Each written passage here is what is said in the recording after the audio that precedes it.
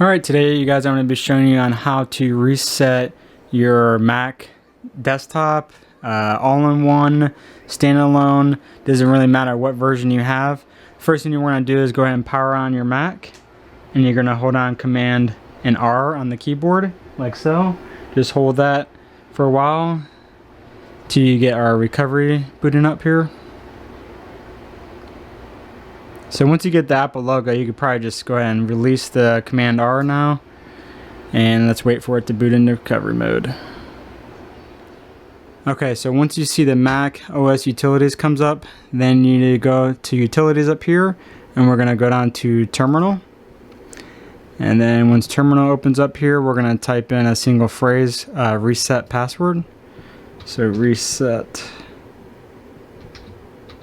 password. Hit enter, no spaces altogether.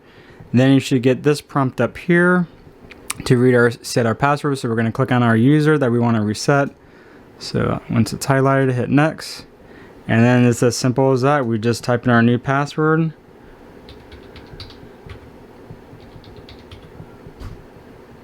hit next, and then restart. So once it restarts, we'll be able to log in to our Mac now.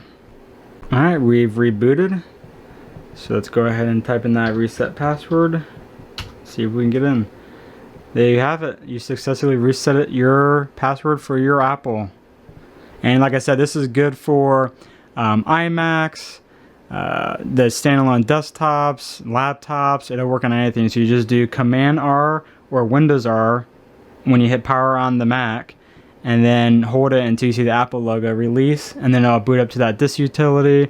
And you want to go to Utilities and go to Terminal and type in reset password, and just select the user you want to reset, and it's that easy.